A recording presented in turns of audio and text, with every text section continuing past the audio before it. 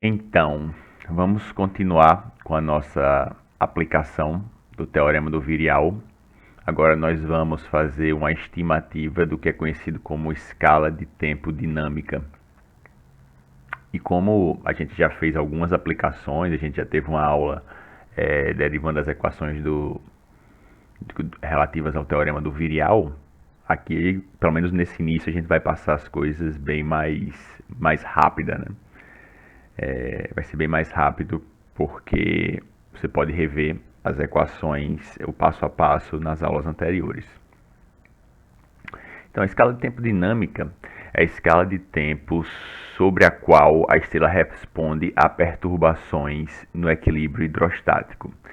A gente viu na aula anterior que a gente derivou uma escala de tempo conhecida como escala de tempo escala de tempo térmica ou escala de tempo de Kelvin-Helmholtz. E essa escala de tempo estava relacionada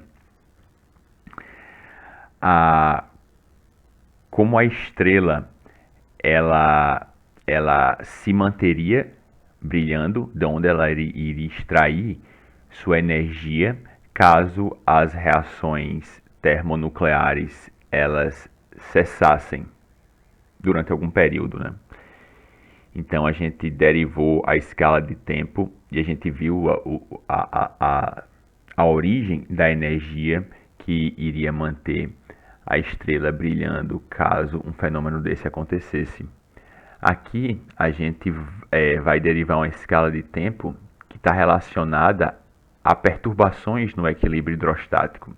Se a estrela ela sai temporariamente desse equilíbrio, perturbações se propagam ao longo da estrela e a estrela tem que se ajustar, né? Estruturalmente ela tem que se ajustar a essas perturbações. A gente vai ver qual é a escala de tempo desse ajuste.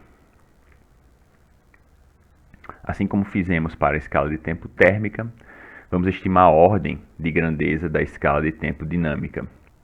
Você pode voltar na aula anterior e ver qual é a estimativa de tempo, né, da escala de tempo térmica. Aqui a gente vai fazer a mesma coisa para a escala de tempo dinâmica.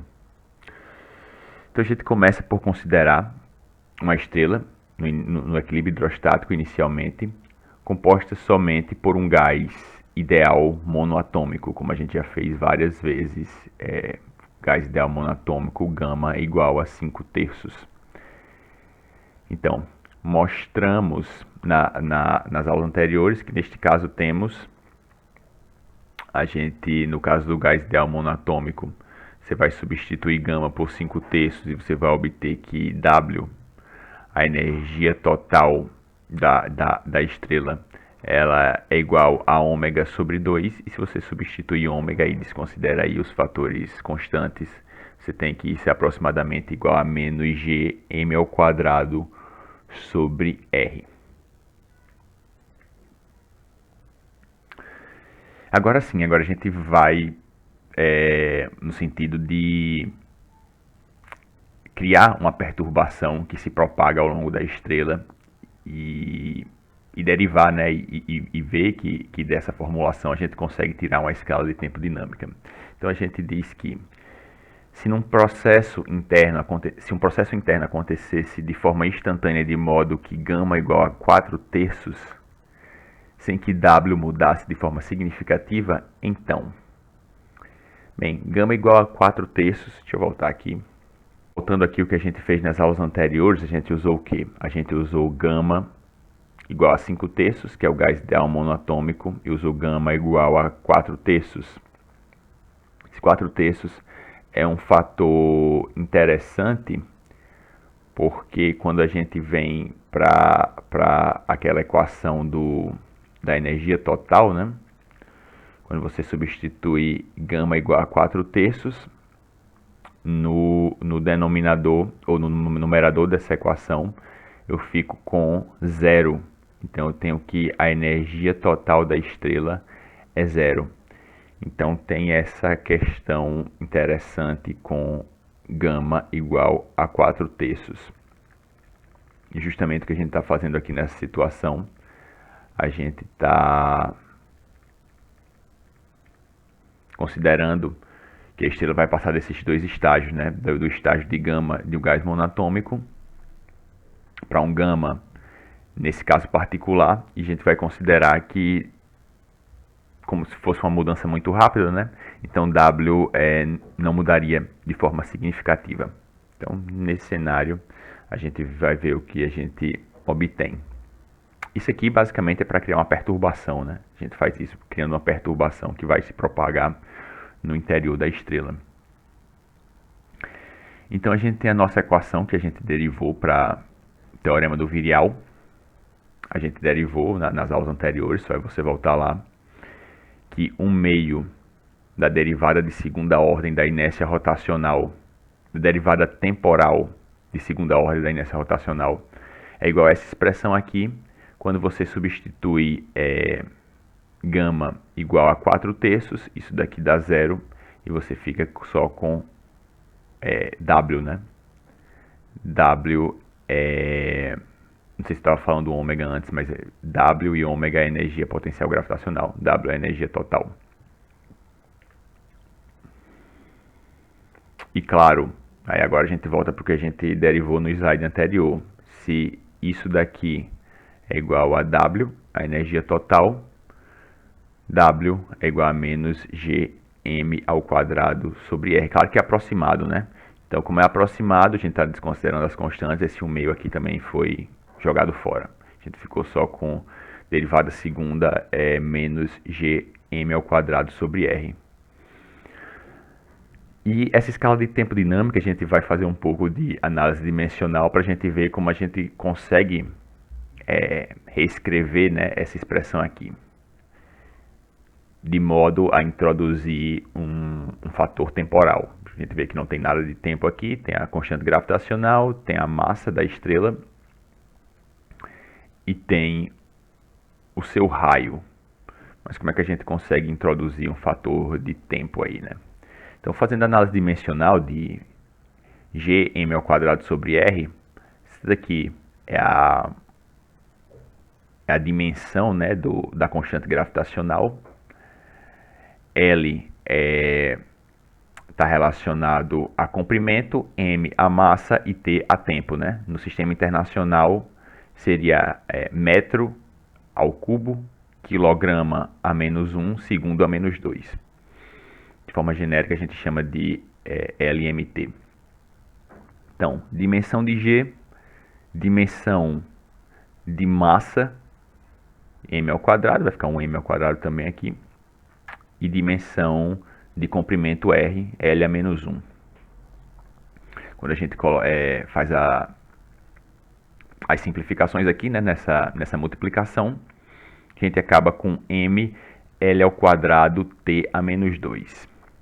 Ok, a gente tem esse lado aqui da equação tem uma dimensão no tempo que é segundo a -2 no sistema internacional, segundo a -2. E sobra essa outra parte aqui relacionado a algum termo. Então o que é que a gente vai fazer?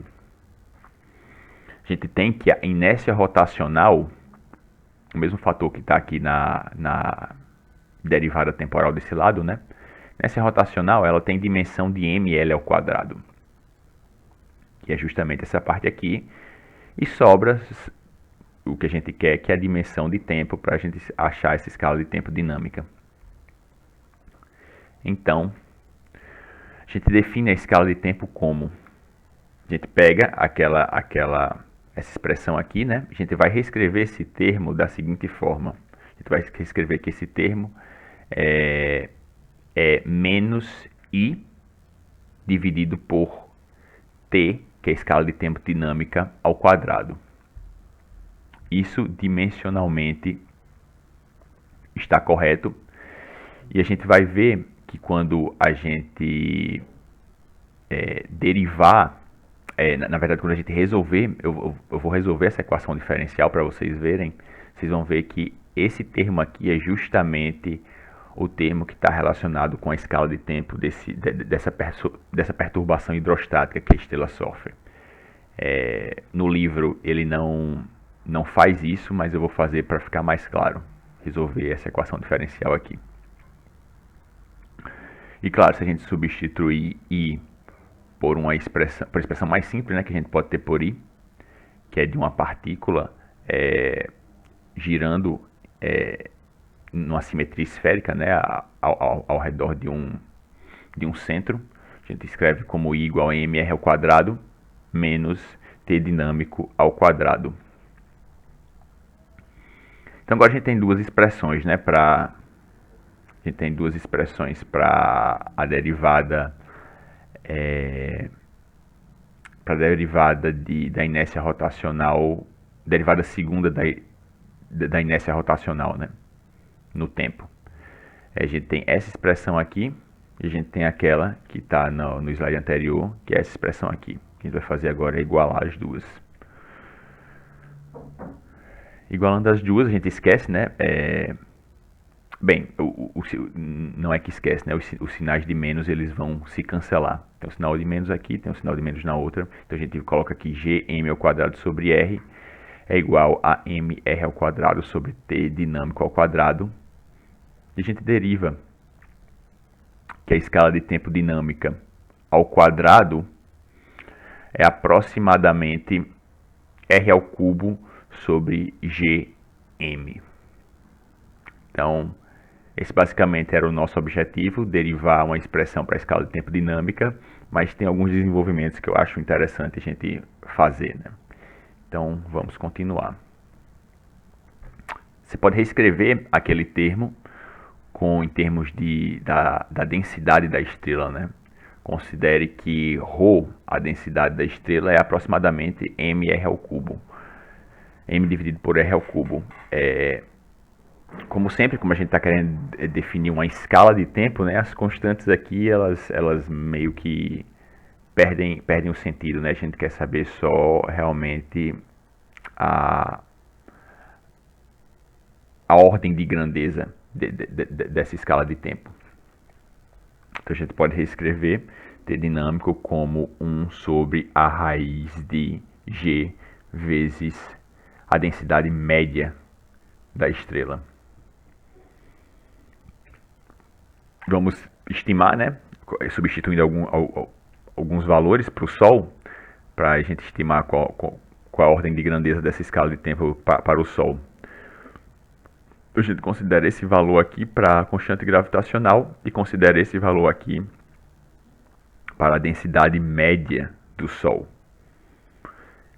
Substituindo os valores, só colocar na raiz quadrada, a gente obtém que essa escala de tempo é da ordem aqui de 1 hora, né? 54 minutos mais precisamente com esses dados. Mas é da ordem de 1 hora. Essa escala de tempo. O que a gente pode comparar com o que a gente derivou para a escala de tempo térmica, que era da ordem, se não me engano, de 10 a 7 anos. Então é uma escala de tempo, deixa eu voltar só para ter certeza, que era 10 a 7 anos. Exato, 2 vezes 10 a 7 anos.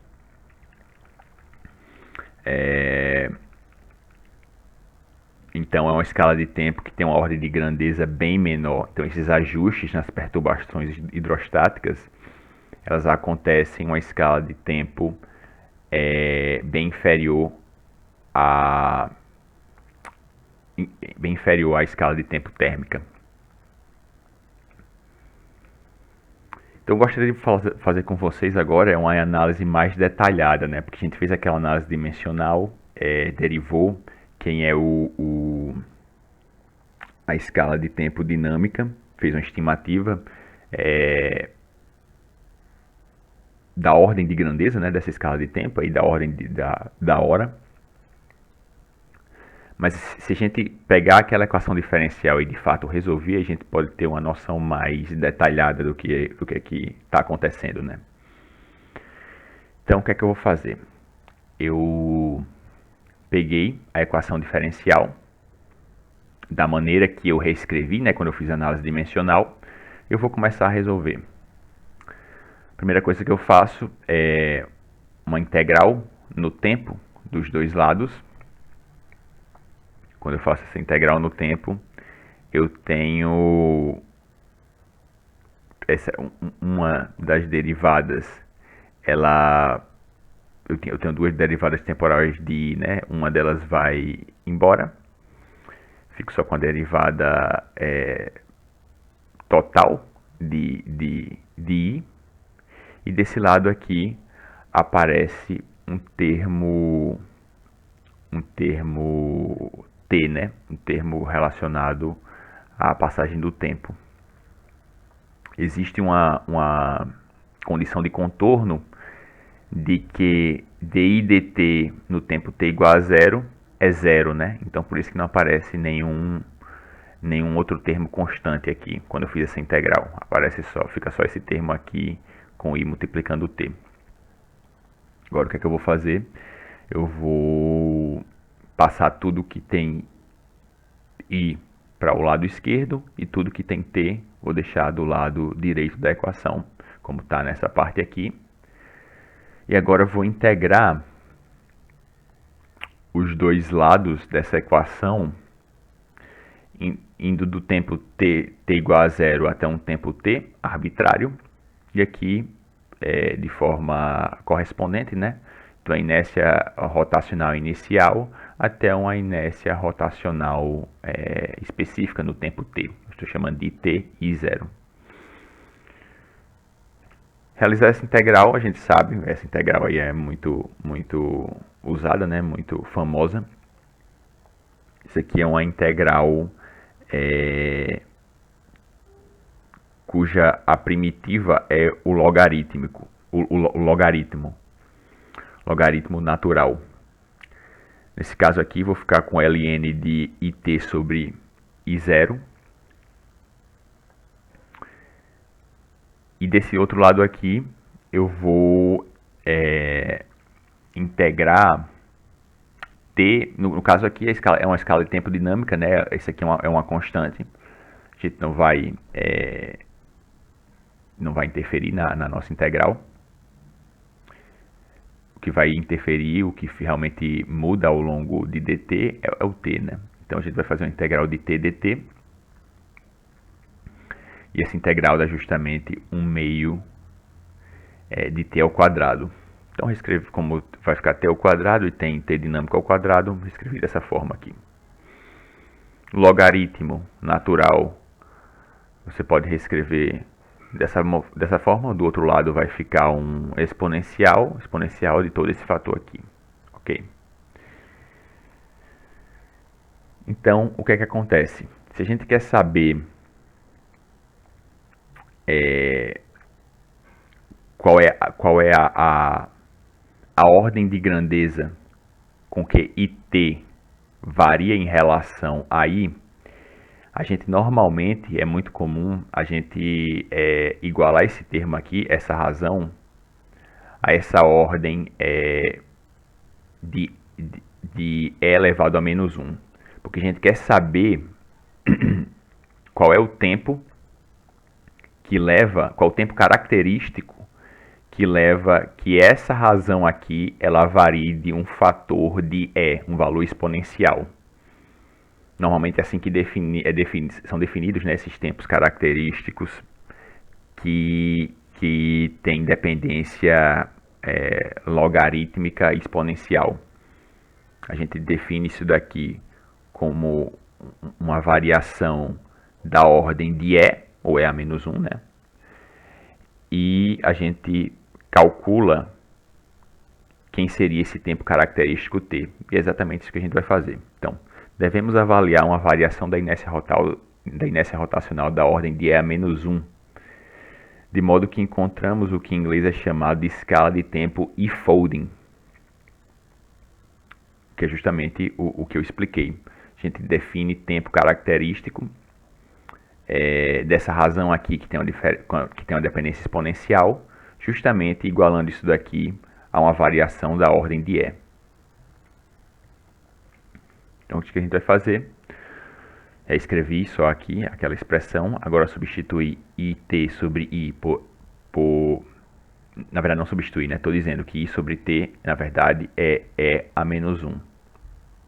Isso daqui é o que a gente derivou da resolução da equação diferencial, né? Então, quando eu tenho que isso daqui é igual a isso, então a gente iguala os expoentes, né? Já que a base é, então eu vou ficar com menos 1 meio de t sobre t dinâmico ao quadrado é igual a menos 1. E se você fizer aqui as operações devidas, no sentido de isolar quem é t, a gente obtém que t é raiz de 2 vezes o t dinâmico. Como esse raiz de 2 apareceu de uma integração, né, quando a gente estava resolvendo a equação diferencial, então esse raiz de 2 aí eu deixei porque realmente aparece, mas se você viu o que a gente está fazendo, como a gente está determinando uma escala, a ordem de grandeza de uma escala de tempo, essas constantes não têm muita relevância. O que a gente obteve, na verdade, é que t é a escala de tempo dinâmica. A escala de tempo característica dessa variação de uma variação de uma variação do número de Euler dessa razão aqui. A escala de tempo que a gente obtém é justamente esse tempo dinâmico que a gente derivou nas passagens anteriores. Então t é o tempo dinâmico. O tempo característica de mudança da inércia rotacional é justamente esse tempo dinâmico que a gente derivou anteriormente. Então, qual é a conclusão? A escala de tempo dinâmica é a medida temporal para variações no raio estelar, na medida em que a estrela faz ajustes dinâmicos em sua estrutura. A escala de tempo dinâmica, como eu já tinha falado, né, é muito menor que a escala de tempo de Kelvin-Helmholtz. Então, só repetindo as coisas que eu já tinha falado, né, quando a estrela sofre perturbações no seu equilíbrio hidrostático, ela precisa fazer ajustes dinâmicos em sua estrutura interna e a escala de tempo desses ajustes é essa escala de tempo dinâmica, que é da ordem aí de 1 hora. É isso por esse vídeo, pessoal. Vou continuar fazendo mais aplicações do Teorema do Virial nas próximas aulas.